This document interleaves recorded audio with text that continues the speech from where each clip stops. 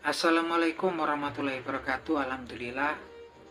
Selamat malam para sedulur-sedulur yang saya cintai. Jumpa lagi di kanal YouTube-nya Pak Dikun. Para sedulur, jadi pasca rekapitulasi penghitungan suara pilkada di DKI Jakarta, saat ini hampir dipastikan bahwasannya pasangannya Pramono Anum dan Rano Karno yang dicalonkan oleh Partai Demokrasi Indonesia Perjuangan memenangkan pilkada di DKI Jakarta ya teman-teman. Yang mana memang berdasarkan penghitungan suara pasangannya Mas Pram dan Bang Dul ini menang di satu kabupaten dan 5 wilayah kota di DKI Jakarta. Kabupatennya adalah Kabupaten Kepulauan Seribu dan kemudian 5 wilayah kotanya adalah Jakarta Selatan, Jakarta Timur, Jakarta Barat dan Jakarta Utara serta Jakarta Pusat. Semuanya dimenangkan oleh pasangannya Mas Pram dan Bang Dul teman-teman dengan perolehan yaitu 50,7% teman-teman. Artinya memang udah terpenuhi kuotanya 50% plus 1 suara. Artinya memang satu putaran teman-teman. Walaupun kemudian memang sepertinya memang saat ini memang masih terjadi polemik ya, karena kemudian memang beberapa calon yang lain ini sepertinya juga masih mempermasalahkan, karena memang mereka mempermasalahkan ada dugaan-dugaan kecurangan dalam pilkada DKI kemarin. Tapi yang jelas secara keseluruhan udah fix ya, Mas Pram dan Bang Dul memenangkan pilkada di DKI Jakarta. Tinggal menunggu keputusan resmi daripada KPU teman-teman. Yang jelas ini merupakan suatu kebahagiaan tersendiri, kegembiraan tersendiri buat para fan, buat para simpatisan Partai Demokrasi Indonesia Perjuangan yang memang jago-jagonya jago di gubernur dan wakil gubernur yang maju di pilkada di Pulau Jawa itu banyak yang berguguran teman-teman, seperti Jawa Timur, Jawa Tengah, Jawa Barat gitu kan, dan kemudian Provinsi Banten calon-calon dari PDID berguguran. Dan ini obatnya dan adalah kemudian kemenangannya Mas Pram dan Bang Dul di DKI Jakarta gitu kan. Walaupun kalau dibilang kemudian kalah total ya enggak, karena PDIP di sini kalahnya cuma di pilkada pemilihan kepala daerah ya, gubernur atau wakil gubernurnya. Tapi kemudian di wilayah kota dan kabupaten di tingkat 2 ya teman-teman, di bawah gubernur, ini para bupati dan wali kota ini banyak kader PDI Perjuangan yang kemudian memenangkan pilkada kabupaten dan kota di seluruh wilayah di Pulau Jawa teman-teman. Dan lumayan persentasenya ya teman-teman. Yang jelas ini gambarkan tetap angin sekencang apapun, badai sekuat apapun, memang kemudian Partai Demokrasi Indonesia Perjuangan masih bisa berdiri kokoh, berdiri tegak teman-teman. Dan memang yang kemudian memang salah satunya yang menarik di sini adalah kemudian tingkat partisipasi masyarakat untuk melabuhkan suaranya atau datang ke TPS di pemilu kemarin sangat rendah ya. Di Pulau Jawa ini aja kemudian memang di Provinsi Banten hampir 38% dari pemilih aktif tuh golput. DKI Jakarta 46% golput. Jawa Barat ada 46% yang golput gitu kan. Dan kemudian di Jawa Tengah 32% yang golput, dan kemudian di Jawa Timur ada 34% yang golput. Artinya ini kalau digabungkan nih, yang para pemilih yang golput di Pulau Jawa hampir mungkin sekitar sepertiga ya, sepertiga dari pemilih aktif yang golput ini kalau digabung semua itu. Sepertiga dari pemilih ini jumlahnya berarti kan besar sekali gitu kan, puluhan juta gitu kan. Artinya memang kalau ada partai yang kemudian bisa menggait suara-suara yang nggak bertuan ini, pastinya kedepannya juga langsung kemudian bisa jadi partai 5 besar di Indonesia. Saya yakin itu ya teman-teman. Nah ini suara-suaranya siapa sih gitu kan, yang sekarang paling banyak merosot suaranya lah partai-partai yang platformnya religius, partai-partai yang kemudian platformnya agama, ideologinya agama, yang dulu mengusung Anies Baswedan teman-teman. Karena mereka ini kan memang partai-partai tersebut sepertinya selama ini berapa dekade kan memang kemudian begitu dominan, baik di pemilu, pileg ataupun pilkada di daerah DKI Jakarta dan sekitarnya gitu kan. Dan juga di Jawa Barat gitu kan, Jawa Barat, DKI Jakarta. Nah Jawa Barat ini memang kan salah satu provinsi yang jumlah penduduknya juga nggak kalah besar dari DKI Jakarta ya. Jawa Barat itu terbesar ya jumlah penduduknya di Pulau Jawa dibandingkan wilayah-wilayah lain, hampir 58 juta ya. artinya kalau kemudian populasi Indonesia itu 285 juta, 58 jutanya sendiri atau seperlimanya sendiri udah ada di Jawa Barat. Nah ini partai-partai yang dulu platformnya platform agama, platformnya platform religius gitu kan, sepertinya saat ini juga mengalami penurunan drastis ya perolehan suara di mana wakil-wakilnya yang maju di pilkada ya teman-teman. Karena tampaknya memang ini pasca pilpres dan pemilu serta pileg kemarin, mereka sepertinya kemudian melakukan suatu kesalahan atau mistake yang kemudian sepertinya bikin para pemilihnya juga kecewa. Saya pikir sebagian juga bahkan merasa dikhianati, karena memang pasca pilpres kemarin kan memang kemudian mereka sepertinya kemudian juga terpisah ya, meninggalkan Anies Baswedan. Saya nggak ngerti alasannya apa. Yang jelas dulu kan salah satu alasannya ketika dulu ada threshold sekitar 20% daripada kursi DPRD tempat mereka bisa mencalonkan calon di pilkada kayak DKI Jakarta, itu masih masuk akal gitu kan. Waktu itu Anies Baswedan memang diminta untuk mencari kurangnya, mereka waktu itu memiliki kursi sekitar 16%, kurang sekitar 4% lagi ya, 4 kursi lagi. Tapi waktu itu kan Anies Baswedannya juga gimana mau nyari ya gitu kan. Dan yang aneh lagi kemudian ketika ada revisi undang-undang pilkada oleh MK, bahwasanya kemudian thresholdnya dikurangi, dan artinya partai tersebut sebetulnya juga sudah bisa mencalonkan sendiri calonnya gitu kan. Tapi tetap saja Anies Baswedan juga ditinggalkan. Dan ini memang kemudian yang saya pikir membuat kemudian para pemilih mereka yang sudah memilih mereka berharap banyak pada mereka ketika di pemilu dan pileg kemarin, pastinya juga kecewa. Saya yakin banget itu ya. Dan ini memang pusat-pusatnya kan memang di daerah perkotaan ya, DKI Jakarta dan Jawa Barat gitu kan. Dan ini sepertinya memang akan berlanjut nanti ya ke depannya, karena ini kan pasti namanya pemilih-pemilih yang kemudian kecewa pasti juga mereka merekam semua gitu kan, bahwa ternyata yang namanya partai politik gitu kan, mau platformnya apa, mau ideologinya apa, tapi kemudian kalau elit politiknya itu memang katanya kalau yang platformnya ideologi tertentu itu kan memang mereka memperjuangkan ideologi mereka kan, nilai-nilai yang mereka anut. Tapi ternyata kan memang kemudian kalau partai itu memang yang berkekuasaan, makanya pasti mereka akan berkuat berusaha bagaimana caranya kemudian untuk merapat kekuasaan gitu kan. Dan itu sah-sah saja ya teman-teman. Tapi lagi-lagi pasti ini sebenarnya jadi catatan khusus ya. Catatan khusus buat para pemilih, dan tentunya juga kalau saya pikir buat Anies Baswedan sendiri. Anies Baswedan sendiri pastinya harusnya sudah bisa mengambil pelajaran yang sangat penting dengan kejadian yang kemarin gitu kan. Ketika dia memang, saya pikir efek Anies Baswedan justru lebih besar daripada partai-partai yang menaungi kemarin. Artinya memang suara mereka pun sebagian besar pastinya juga dari orang-orang yang kemudian memilih Anies ketika maju di Pilpres. Nyatanya sekarang di Pilkada turun drastis, dan ini sepertinya memang kalau saya lihat di konten-konten video yang saya bikin tuh, kalau Anies Baswedan muncul temanya di situ selalu penontonnya rame kok gitu kan. Dan bahkan mereka itu juga ketika Anies kemarin ikut mendukung calon dari PDIP yaitu Mas Pram dan Bang Dul tuh kan, sebagian besar dari mereka itu kemudian yang ikuti instruksinya Anies kalau saya lihat di komen-komen itu di video-video saya.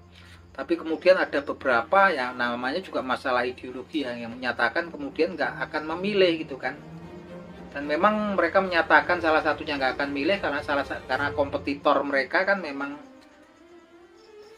jago, mereka nggak turun, nggak ada yang dicalonkan, dan justru kok kemudian tokoh mereka itu kemudian mendukung calon lain yang ideologinya sangat beda ya gitu kan.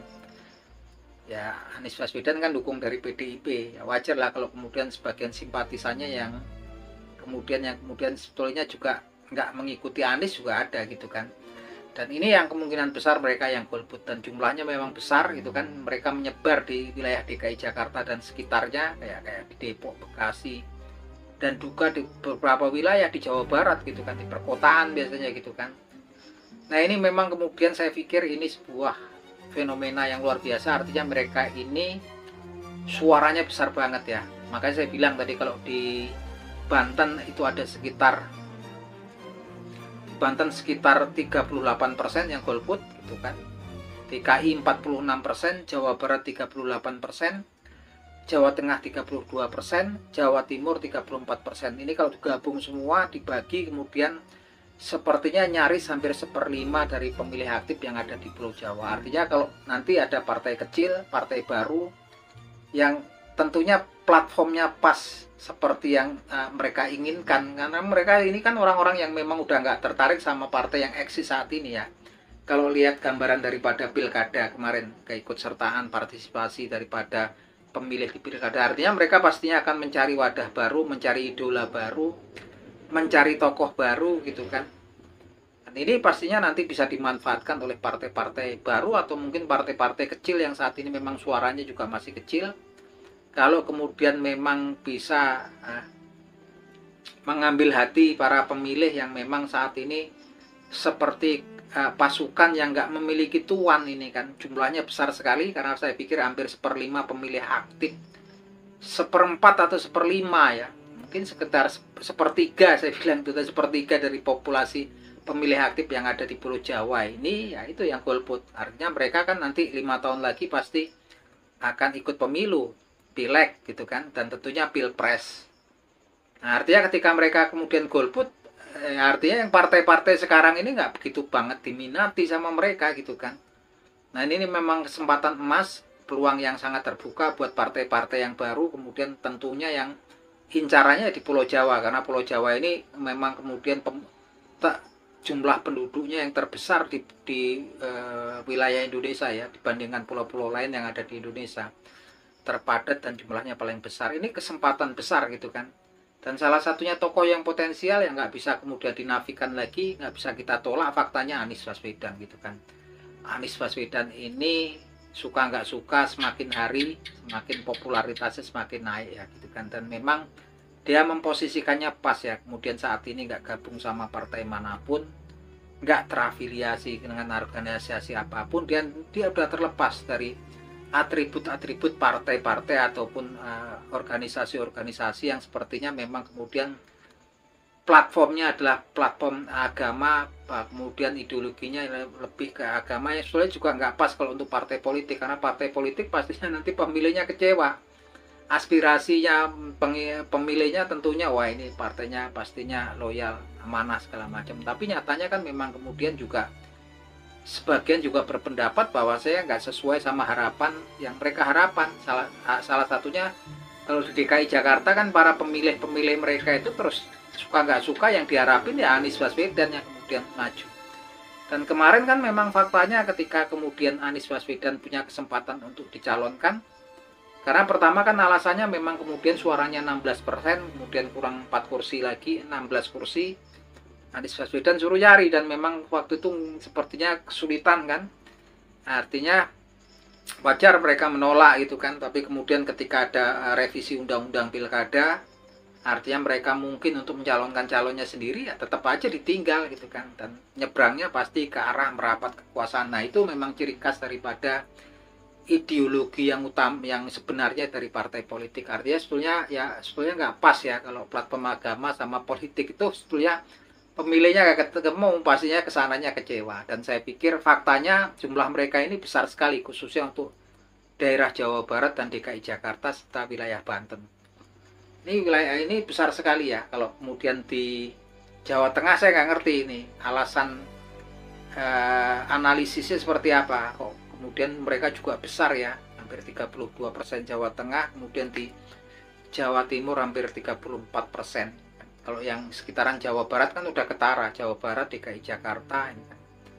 Yang jelas kedepannya pasti akan ada penurunan suara yang sangat drastis terhadap partai-partai yang kemarin kemudian dianggap kemudian mengecewakan para pemilihnya, aspirasi para pemilihnya kemudian memang terabaikan. Nah ini yang kadang-kadang kemudian dilalai-lalai ya. Dan sudah banyak kan memang kemudian partai-partai yang dulu lumayan besar yang kemudian terus suaranya nyusut drastis gitu kan.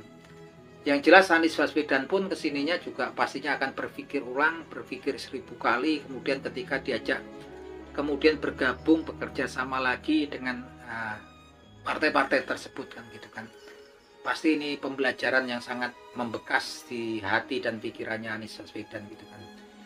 Dan memang kemudian para simpatisannya juga saya lihat memang kemudian memang lebih loyal ya kepada Anies Baswedan. Dan ini memang saya yakin kedepannya nanti Anies Baswedan juga akan menemukan partai di mata saatnya yang lebih tepat nanti ya.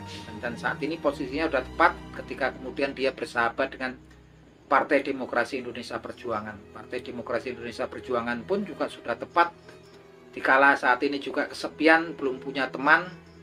Teman-temannya di Koalisi Indonesia Maju 12 partai ya, suka nggak suka temannya sekarang adalah Anies Baswedan gitu kan. Artinya memang pasnya memang kemudian Anies nggak usah gabung PDIP, PDIP pun nggak perlu memerahkan Anies, biar tetap dengan kekuatannya masing-masing. Karena ceritanya juga akan beda ketika PDIP masuk Anies masuk ke PDIP gitu kan. Bisa saja pengikutnya, simpatisannya kemudian meninggalkan Anies gitu kan.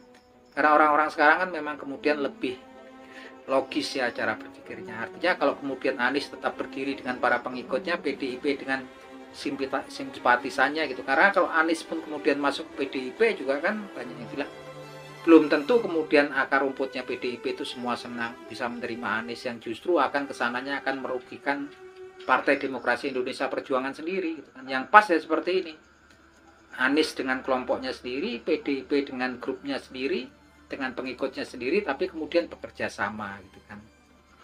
Itu yang terpenting ya teman-teman, ada kemudian saling bekerja sama, itu yang paling cocok gitu kan. Dan memang kemudian bisa rekonsiliasi kok gitu kan, antara pengikutnya Ahok atau Ahoker dengan anaknya Abah gitu kan. Itu yang terpenting gitu kan. Dan memang Anies kalau sampai kemudian masuk ke PDIP ataupun PDIP memasukkan Anies sebagai kadernya, itu sebenarnya kalau saya pikir bisa jadi kesalahan fatal yang bisa merugikan kedua belah pihak gitu kan, yang seperti yang saya sebutkan itu. Yang jelas pokoknya memang kedepannya memang potensi kemudian suara yang nggak bertuan di Pulau Jawa itu sangat besar, sekitar sepertiga daripada pemilih aktif yang ada di Pulau Jawa. Artinya kemudian partai-partai yang saat ini, partai-partai kecil yang suaranya nggak banyak ya, strateginya gimana caranya kemudian untuk menggait suara yang nggak bertuan. Dan tentunya kan mereka kalau untuk yang partai yang udah eksis ya pastinya juga nggak begitu tertarik gitu kan, setara sekali ya gitu kan. Dan saat ini kan memang masih banyak ya partai-partai yang kecil yang memang kemudian punya peluang ya, strateginya kemudian tahu lah siapakah para pemilih ini siapa gitu kan. Kalau DKI Jakarta kemudian Jawa Barat, Provinsi Banten ya tahulah kita ulang lebihnya, gambarannya mereka adalah pemilih ini kan ada yang pemilih nasionalis religius, ada yang nasionalis religius, ada yang pemilih kemudian ya dia rasional di perkotaan gitu kan, para pekerja di perkotaan. Nah, kalau yang banyak memang sepertinya yang pemilih yang kaitannya dengan platform religius ya, kalau kita lihat di Jawa Barat sama kemudian di DKI Jakarta sama Banten. Artinya mungkin partai-partai yang kemudian platformnya religius, partai-partai yang kemudian ideologinya lebih ke arah agama ataupun religius gitu kan, untuk kemudian memang bisa menggait suara-suara tersebut gitu kan. Pastinya dengan strategi khusus ya, salah satunya ya paling enggak kalau menggait Anies. Nah, cuman memang Aniesnya juga pastinya juga saat ini akan berpikir ulang, akan lebih berhati-hati, karena kemudian kan memang udah terbukti ya Anies ditinggalkan oleh partai-partai yang memang platformnya religius yang selama ini identik dengan dia. Dan saya pikir nggak adil juga, karena saya yakin Anies Baswedan juga kemarin juga pengaruhnya sangat besar untuk perolehan pemilu dan pileg dari partai tersebut gitu kan. Dan juga sekarang kan juga organisasi-organisasi ataupun kelompok masyarakat tertentu juga yang dulu dekat dengan Anies seakan-akan memang kemudian juga meninggalkan Anies. Dan ini memang Anies pas saat ini berdiri tegak dengan para pengikutnya, jadi raja kecil, sudah gitu kan, aman itu buat Anies Baswedan. Nah, terlepas dari itu, harapan kita kemudian ini Pilkada DKI Jakarta berjalan dengan aman, damai, tentram, dan satu putaran cukup sepertinya. Selamat buat Mas Pram dan Bang Dul gitu kan, dan juga para simpatisannya PDIP terobati kekalahannya di wilayah-wilayah lain yang ada di Pulau Jawa. Salam seduluran.